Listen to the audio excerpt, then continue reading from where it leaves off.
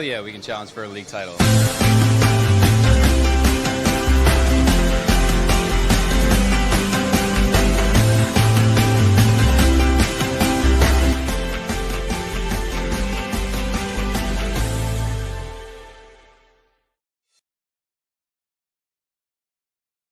What's up, Tifos? Danny Brams here in the house with another beautiful pre-match day preview for Charlotte FC, getting ready to take on Orlando. We got a great guest in the house. I just got done talking to Dean Smith, and things are not looking good. Dino, as always, in fine form at the press conference, had a few things to say, gave an injury update that we'll be talking about with our guest, talked about some of the mistakes, and he had to, of course, get this little soundbite in. Classic Dino here. Yeah, it's quite ironic that the most foul player in the league gets suspended, isn't it, for delaying the restart? Pretty ironic.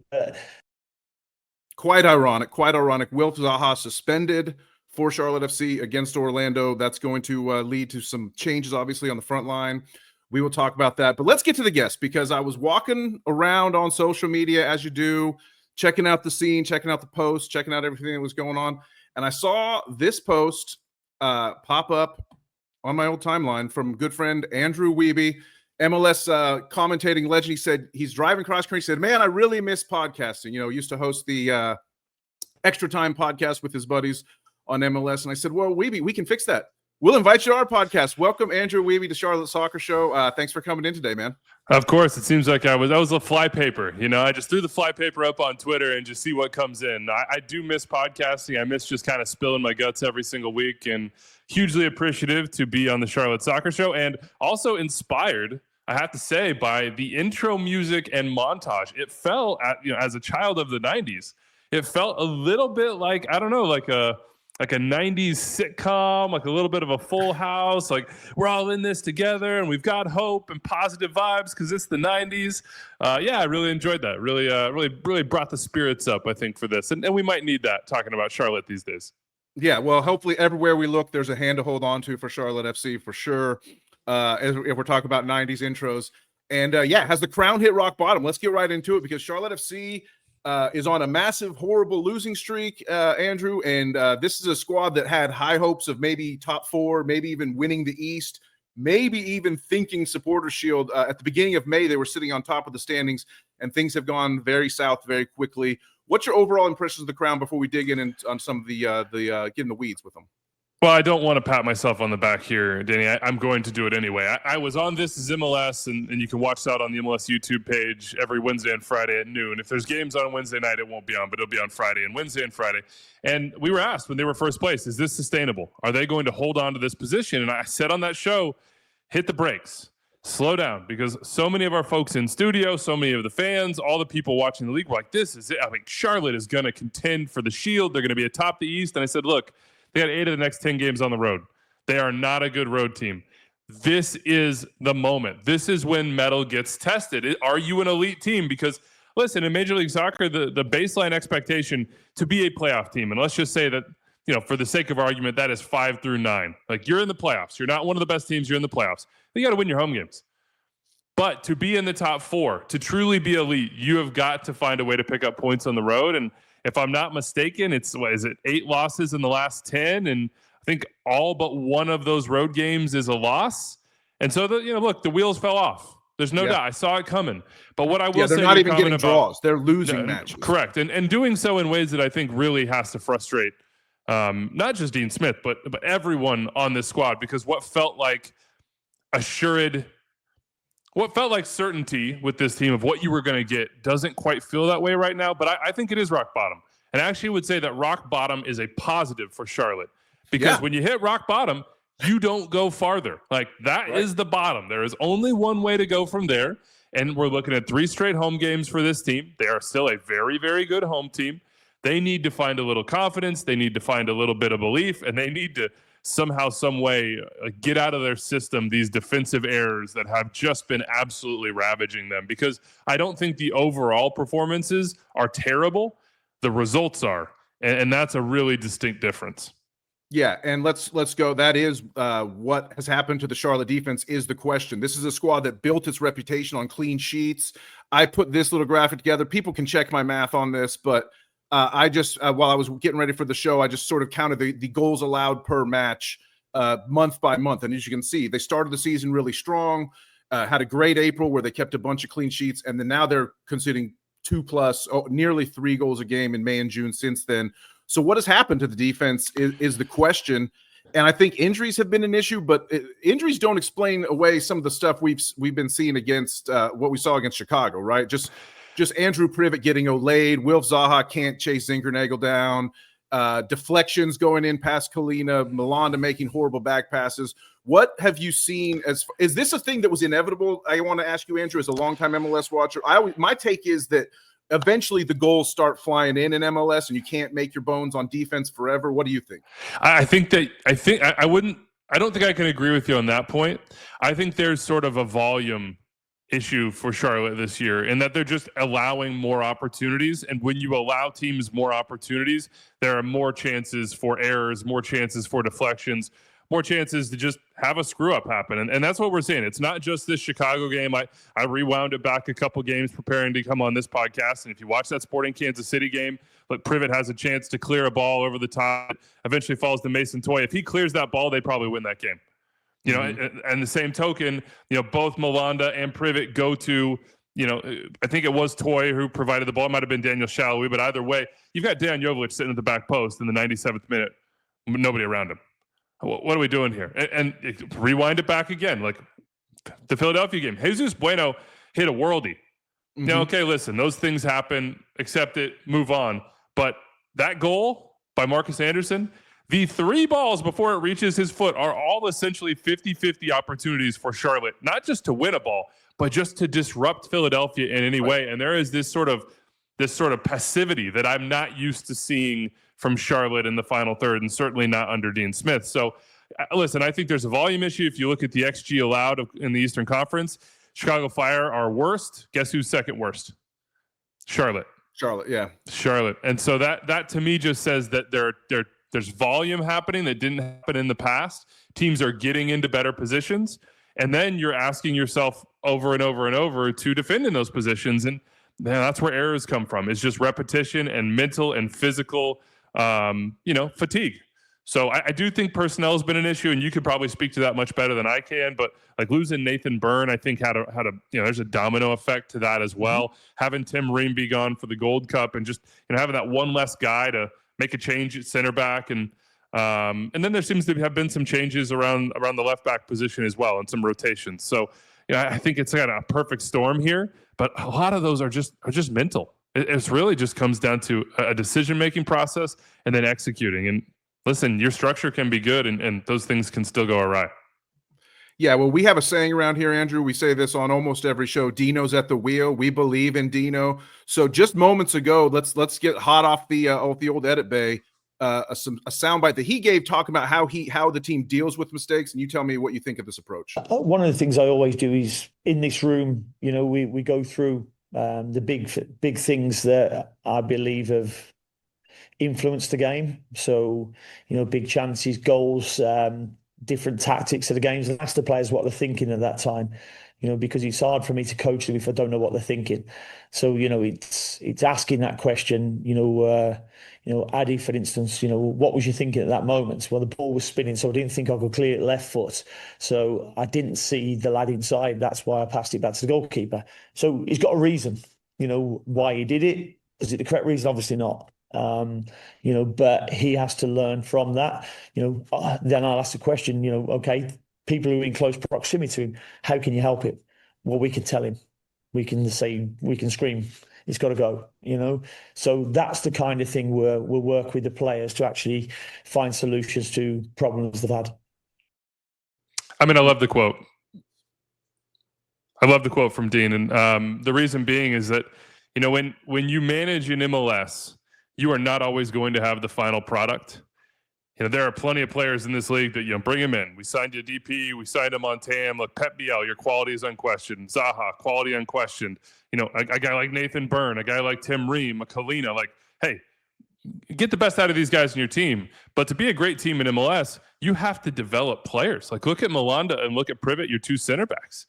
Those are not guys that walked into this league as finished products. Those are not guys that, if you didn't pay attention to and coach and support in tough moments that we're going to make the massive leaps that you need to be a Supporter Shield winning team or to be a top 4 team in the East. So I give a huge amount of credit to Dean Smith, and I understand why, in Dino you trust and the sort of that rallying call, because there are a lot of foreign managers that have come to this league and struggled with that, with working their way through mistakes by players, with helping players correct those mistakes. And, I would say look at the top 2 teams in the league right now in both conferences, in the Philadelphia Union and on the flip side, the Vancouver Whitecaps. Those are teams that are not full of finished products. Those are teams that over multiple seasons, whether it was under the current regime in Carnell and Sorensen or previous regimes, and have coached their guys up. And so that's the process Dean's in now. And does May, June, and July matter? Absolutely. But, I think what Dean would tell you is this is frustrating. I don't like it. The players don't like it. But what we really need to figure out is how to eliminate the mistakes now, taper it off, and then hopefully come playoff time, everybody's in a good rhythm and roll. But I love that quote. I think, it's easy to be the guy that's like, screw this, they're messing up, it's the player's fault. It's a lot harder to say, listen, here's the process and how we get better, and now let's go do it. Yeah, that's great to hear. I love that, and that fills me with confidence just hearing you say that. And I'm glad you shouted out Privet. I got one more soundbite from Dean from this afternoon's press conference, because we do have some injury issues that involve Andrew Privet. This might be something that we can use as we start to preview what's going on with Orlando. We've got a couple of injuries. Dumbia came off with a hamstring injury. It's not as bad as the last one, but it'll put him out for this game. Privet's not trained since the Chicago game. He's had some hip flexor problems, so he's doubtful as well for the game. So, certainly defensively, we're bare bones at the moment. Not good. Privet doubtful, Dumbia out, Ream gone, Burns still out. I mean, we're looking at Bill Tuiloma. They talked about calling up Jack Neely from Crown Legacy as a potential cover. So I think Tuiloma probably looks to start if Privet doesn't. It's not looking good with Orlando coming in as a goal-scoring team. Orlando's a team that scores a lot of goals, right? Yeah, I mean, listen, that's tough for any team. You're basically down, and this is sort of weird to call Bill Tuiloma your 4th center back. I mean, that's a blessing in some ways. Like, he's a veteran. Yeah. He's a guy that was brought in to ostensibly be a starter based on the number that he was brought in on, and just never seemed to quite work. So, look, Bill's biggest strength, I think, is on the ball. And then he's really good sort of on balls in behind him, just, matching a striker in terms of pace and physicality. But that's hard because he hasn't gotten a ton of reps with these top players in the center back position. So I no excuses. Like, honestly, I'm sure Dean doesn't care. I'm sure the fans don't care. Like, you've had to live on the road for 8 out of 10 games. You're home. You have 3 straight home games, Charlotte. Like, there are no excuses. The best teams in the league can't afford to make them. They just get results. And so while I agree that it's really difficult, while I agree that you got to go down the depth chart, I mean, you got to find a way to get it done. But the wingers for Orlando and those strikers, depending on who it is, are really going to test you. And listen, that's what good teams do. They pass those tests. Yeah. It's funny that you said no excuses, because that's exactly what I had on my next graphic. No Agyemang, no Zaha, no excuses. It's time for Charlotte to go out and win. It doesn't really matter what the depth issues are, what the injury issues are, who's not there, who's missing. Dean was criticizing, MLS playing during the Gold Cup today, like he always does, but it's just no excuses. And I know we talk about one of the reasons I'm so happy to have you on the show is you're the creator of the meme, the Agyemang hype, and it's been adopted by everyone here locally. We are loving everything we're seeing from Big Pat. It's weird as a Charlotte fan to see him sort of come into the crosshairs of what I call the toxic U.S. men's national fan base, and they're just going to criticize whoever is the striker. But no Agyemang for Orlando. He's playing with the U.S. You created the hive. Talk to us about Pat here, because we are running short on time, and I don't want to take too much of your time, but I need to hear you talk about Patrick Agyemang. Listen, I could stick around if you need me to, so keep that in mind. I love Pat. Right, I've loved him since I called his name in the draft. It was an honor for many years to host the draft and to be the one that gave these guys the news in real time of where they were going and where they were being selected. And when I was doing the prep for Patrick Agyemang's draft, my biggest concern is always that I want to have that moment not have any asterisks for those guys. And I think one of the biggest asterisks is someone whose name is consistently mispronounced, is hearing your name in a big moment, but it's not your name. Somebody pronouncing it wrong. If they were, if I was getting drafted and somebody said, "Hey, Andrew Wiebe is taken by Charlotte Football Club," to me that's unacceptable. And so I couldn't find a good pronunciation for Agyemang, and I tracked him down. I think I DM'd him on Twitter, and I got him to send me a voice message. And I just loved the trajectory of his career, of him having to bet on himself and grinding and going through situations and environments where, a lot of people give up or decide I don't got it, or I can't make it, or don't put in the work necessary to get to the next level. Like, I love the guys that grind and work and find their way to a new spot, to elevate, to succeed. And, I know that like a Michael Bradley, for instance, it's a different case. Like, his reputation, he had a bigger sort of starting point in terms of his background. But that's why I always loved Michael, is it was, okay, I started MLS in a place that nobody else is doing it as a teenager. I make a jump. I go to Holland, and then, Germany and England and all these different places, learn languages, progress, better myself, and increase my game. And that's what I felt Pat did, and that's why I love him. He's sort of a guy that nobody else was thinking could do it, but he had to believe. And now look at him. He's probably going to be sold for, almost 8 figures, and he's going to, his dream is likely going to come true in the sense that he's going to make this big move ahead of the World Cup. And hell, he might even make that World Cup team. He might even start a World Cup game. And imagine that the moment he gets here's his name on the Super Draft. I just think he's got a great personality, a great game, and we're just scratching his potential. Yeah, we love him. $1 million smile, the hold-up play, the ability to have control over himself at such a large size. Since you do have said, since you just said, keep it rolling, man. I'm chilling. We'll bring up another tweet here if I can get it. Sorry. Technical difficulty there for a second, but so you said, meanwhile, you were tweeting about the Super Draft just the other day. Agyemang, on his way to being sold for nearly 8 figs, was saying today how much I missed the whole league gathering for those Super Draft days in the hotel bar scene. Oh, tell me about this hotel bar scene. Oh my gosh, the hotel bar scene back when the Super Draft was an in-person event at the coaches convention, and we would end up in places that, essentially you end up in places that nobody else wants to go in the month of January, because you're getting these huge hotel blocks and a massive convention center, because the Super Draft is just one small part of this giant gathering of coaches at all levels from all over the country. And so we would end up in places like Indianapolis, and God bless, I love Kansas City, but Kansas City, in January, it's not exactly Shangri-La. Mm-hmm. And all the teams would be there, and their entire technical staffs would be there, from the coach to all the assistants to the GM.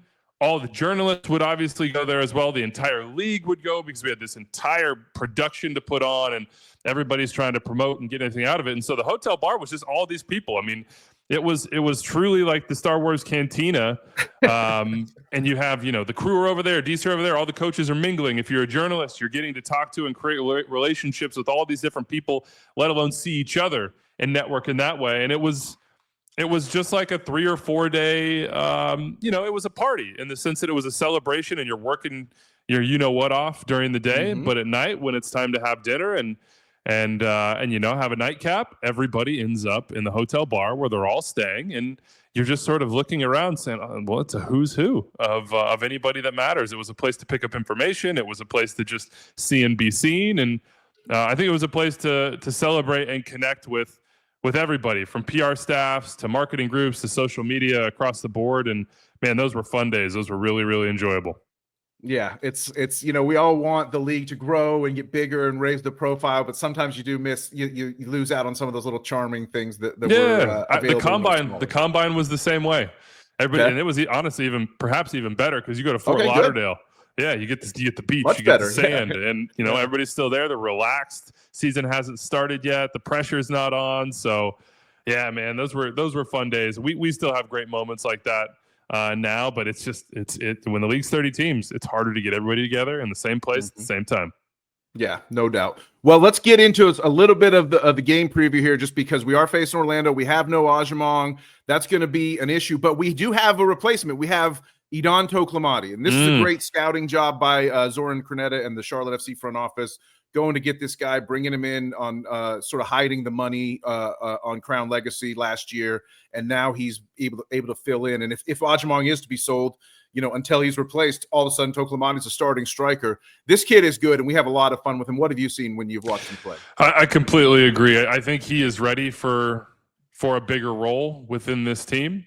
And that's why, if I was a Charlotte fan, I wouldn't be freaking out about the fact that Agyemang seems like he's likely to be sold. And listen, likely can change quickly. I know they've talked for a long time about contract, and who knows what will happen once the transfer window opens. But this is not the worst thing in the world. Like, if you pull in $8 million and you're able to cash a ton of allocation money, as well as I would assume more money into sort of the transfer kitty to go out and find a more veteran designated player striker. But Toklamati's got a real feel in the box for where space is and how to sort of either create it himself, as you saw in that goal if you're watching, or how to manipulate it with his movement. He just understands angles and timing, and he just seems to be getting better. The thing I like the most about him is not the finishes, it's not the actual goals, it's just the volume of chances that he has gotten on when he's on the field. I'm an analytics guy, but I'm also an eye guy, and when I watch, I see that, but then I like to go back and check. His XG per 90 is absurd. Like, I think he's second on the team in XG, and that's in about 600 minutes. So listen, things will change once more tape is on you. Things will change if you're asked to do it for 90 minutes against fresh defenders every single game. But he has got a knack for putting the ball in the back of the net. And I feel like, listen, in the short term, it's a great solution with Pat gone. In the medium term, I do think Charlotte will want to bring in sort of a bigger, more veteran force. But depth is a great thing. And who knows, the way Toklamati's playing, maybe he goes the way of Pat Agyemang in a year and a half as well. Yeah, he's really fun to watch. Again, I do kind of go to, like, if they do sell Agyemang, it's like, well, you sell Agyemang to buy what? A player that's like Agyemang. It's like you already have the thing that you want to go get. So I don't know, but I guess you do have to take profits. I think it's more of a finished product if you're going to go do that. Or yeah, hopefully they will. Maybe a center midfielder. Like, when I say finished product, I love Pat, but like, I think he has some progress to make in terms of his recognition of space and like the run that he makes to exploit that space, and then just some of the composure within the box. Like, the thing you have to remember with him, and it's a part and parcel of his path, is a lot of guys at 24, let's who was I looking at? Oh, like a Jesus Ferreira. Even I was checking Jesus Ferreira because I'm preparing for Sunday Night Soccer. The amount of professional games that Jesus Ferreira has played at 24 compared to Patrick Agyemang, like, there's like a 200 game difference. Yeah. And that's not just not just games. That's training sessions. That's all these different moments of accumulated experience. That's a World Cup. Mm-hmm. So Pat he's still a baby, right, in terms of his experience level. And that's also what excites you, is that, like, you got to think that there's another level that he can go to. I would just think if Charlotte was going to sign a striker to come in either over or equal with Toklamati, it's got to be somebody that Dean Smith feels is less of a project, more of a finished product that elevates the overall group. Yeah, and they don't necessarily have to sign a striker. We talked about Toklamati. Maybe they could use those profits on a DP in the midfield or something like that. Mm-hmm. Who knows? I mean, exactly what they want to do. Well, I want to get a little bit into what you do, Andrew, because, like, again, we're very honored to have you on here. One of the things you do weekly that fans love to celebrate you or hate you for is instant replay. And this is a weekly show on MLS website, on YouTube, MLS's YouTube channel, that just you break down referee calls, and you always put out the call after every game week. You say, hey, send me your controversial calls and I'll break them down. Tell us a little bit about the process and what can people do. What are you looking for from fans? Do you think people bitch about the refs too much? I mean, where are you at with all that? Let's talk about it. Listen, I think refereeing is a really difficult job. And part of the bargain in refereeing, part of the bargain in being the arbiter and having your opinion sort of decide big moments in matches, is that other people are going to have opinions. Like, and I think referees would tell you that. They know that, they accept that. I think there's a big difference between criticizing or analyzing and abusing. And so that's what I would just say to fans. Like, if you're out here to criticize and analyze, you could say all day long, I think that's a terrible call and I don't agree with it. I would recommend to you go get the laws of the game, study up, make sure that you can actually justify your opinion, because you need to think like a referee if you truly want to criticize them. That's all fine. I think referees embrace that. I mean, listen, in those rooms at Pro, when they're looking at calls on a weekly basis and there's arguments, those men and women are not all agreeing with each other. There is not a 100% yes, this is the right call on every single play. There is gray area, and that's what I love about refereeing, is that you can. It's sort of like being an attorney. You can take the laws, and now you got to apply them, and now you've got to interpret what you saw and try to use the verbiage within the laws and understand them to then apply them. And it's a really interesting exercise. So as far as the process goes, I'm watching as much soccer as I can every single weekend. But my God, Danny, there's just no way that I could see every single possible controversial moment. And that's why I rely on fans and on other folks within MLS to help me out and flag things. All I'm asking for You don't have to give me a brief description of the call. Just give me, that's nice. Hey, I think this should have been a red card. This looked like a handball, blah, blah, blah. Give me the game and the time. Even if it's just 71st minute, even if it's, whatever, right after this, give me something where I can go back and find it, because I don't have the ability to scrub through 90 minutes. I need to go find that play. I need to analyze it, and I need to get that opinion down. So that's how they can help. And I just, again, would just emphasize, maybe you're not a referee nerd like me. Just go read Law 12. Just read Law 12, which is, the foul, and just familiarize yourself with that, so that when you see a call and when you're complaining to your buddy on the bar stool next to you, or you're yelling at the TV screen at home, you have a feel for why that referee might have made that decision. I think it goes a long way. And that's my goal with the show, is that when you watch a play, you're not thinking terrible call. You're thinking, oh, well, is it reckless? Is it excessive? Where was the contact? What was the context? How does the law apply? I mean, the more educated we can be, the more fun we can have with it. Know the laws, timestamps, think like a ref. You don't have to know the laws. Just know the timestamps. Read the laws. Read Law 12. Read Law 12. Yeah. Know the timestamp, and I'll help you out on the back end. How about that? I'll explain it for you. I love it. Well, we mentioned this off the top. We said you said you really miss podcasting, and that was the bat signal that got you invited on every MLS fan cast around the nation. But let's talk a little bit about the Extra Time podcast that you hosted for, I believe, 15 years with a couple of your buddies. And I was the host for more like 12, I think, 10, 11 or 12, but it existed for 15. I mean, it's a long-standing deal. It was a favorite podcast of so many MLS fans. And just maybe what did it I've seen you and Matt Doyle and folks kind of lamenting, oh, we missed doing extra time. How do we bring it back? What can we do to bring this thing back, man? Well, I mean, I would say support soccer wise, for one, because you got some Extra Time alumni doing that thing. I'm always whispering at MLS, hey, I'd love to do this again. I love podcasting. Like, every good thing comes to an end, and Extra Time came to an end, and it was a really wonderful run. And the reason I loved it so much is, I just like talking about the game. I like thinking about the game. I like arguing about the game. I like being challenged. I like learning. And I just felt like on that show, I was always learning and immersed with not just the biggest stories in Major League Soccer. Certainly, we were always covering those, but every little nook and cranny that we could find. That's talking about a Patrick Agyemang before he was a big deal, a Max Arfston before he was a big deal, and just really sort of living the rhythms of an MLS season together. And I'm sure that all your listeners feel the same thing about your show, Danny, is that there's something in having a community and something in having a place to sort of come together and hear about the things you love, but also have these sort of friendships that may not be in person all the time, but are kind of, it's like, the reason I tweeted that is because I was driving cross country listening to the No Laying Up podcast, because I love golf. And the reason I love that show is because it feels like 4 or 5 guys who are buddies just talking about the things that they love. And we always tried to have that be Extra Time. So Extra Time for me was like hanging out with your friends twice a week for 4 hours, because we would tape the show. We had a long pre-meeting, and then we're talking to each other afterwards. It was just an enforced hangout time with your friends. And as an adult, boy, that's like some secret sauce, right? Yeah. Like, we all got busy lives. We all have all these things that we have to be committed to and need to pour our energy into. But twice a week, we were forced to just sit down and BS and talk about the thing we loved, and that was a privilege and an honor. And someday I hope to be able to do it again. But I will always celebrate all those years and all that fun and all those memories, because it truly was the honor of a lifetime. Yeah.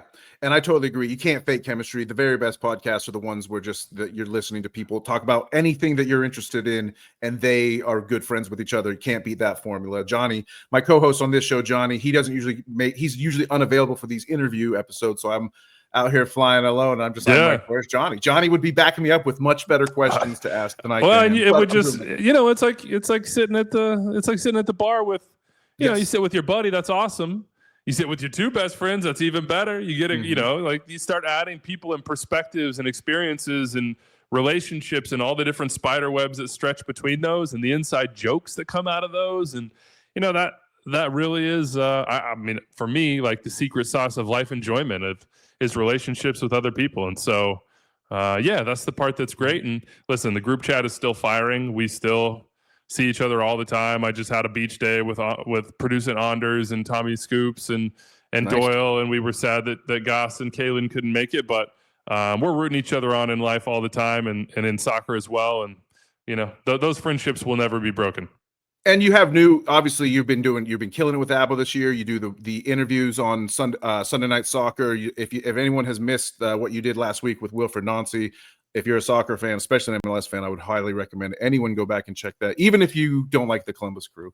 But great work on Apple. I hope you're finding like sort of a new chemistry and new friendships and new relationships. Oh, absolutely. Sure. No, absolutely. And then I think it's so invigorating and thrilling to be a part of one, Apple TV and the productions for these 3 years so far. Like, that's a dream come true for me in every single way. To be in the studio for the last 2 years was just an absolute thrill. And now to be on Sunday Night Soccer is one of those things where you feel like you won the lottery in a way, like a pioneer, like we always sat around and talked about how we needed a game like this, a game branded like this, a game where the whole league could kind of have communion together. Like you might for Monday Night Football, or for the different baseball games on ESPN that I grew up watching. You knew on that night you were going to sit down and watch baseball, or you're going to the big football game is going to be at this time, where you can all set our clocks around it. MLS needed that, and I think so far it's been a huge success, and I'm just super blessed to be a small part of that success. And I give a ton of thanks to Jake and Taylor for welcoming me into their team they'd been doing this together for a while now and really, really killing it, and welcoming me in and teaching me and helping me understand the game production side of things, because I'd mostly been in the studio prior to that. And then a huge shout out to the producer of the show, Brad Mertel, who another KC guy, but has really helped me understand where and how I can be at my best on his show and on the production. And I think I said in a previous interview about Sunday Night Soccer, I feel like I'm finger painting, and that was very early in the season. And I feel like I have a brush in my hand now, and I'm starting to develop some of the techniques I need. And I've always been a person who got thrown into different situations and just tried to say, I'm going to do my best, I'm going to grow. And I hope I'm doing that, and I hope viewers are enjoying that so far this season. We got a long season to go, a lot of season and a lot of big games. Yeah, well, watch out once you start using acrylics. Then we're. I know you can't rub it off. It's just permanent. TBD, step by step, man, step by step. Yeah, I love it, man. Well, thank you, Andrew, for your time. Thanks for talking Charlotte FC. Thanks for talking your career and your love of this game. It shines through. The way you love this sport and this league shines through in everything you do, all the content you create, your social media feeds and all of it. So keep it up. We really love, we're all blessed as MLS fans to have you as a national commentator, and feel very honored on this show to have you on. So appreciate it. And hope you'll come back sometime. Man, you're making me blush. Anytime you holler at me, I'll be happy to come on and chat, Charlotte. And I got to give you props as well, Danny, because I love the integration of the highlights. I love the sound drops from Dean. You're throwing in some graphics packs. You're this Charlotte Soccer, you guys got a production level that's above and beyond the norm. So be proud of that, man. I'm happy to hear it. We don't fuck around on this show. So I really appreciate it, Andrew. Thank you so much. How about you? I'll ask you to send us out. Our catchphrase is Charlotte FC. It's for the crown, baby. You got to hit the baby. Okay. And would love you to send us out. For the crown, baby.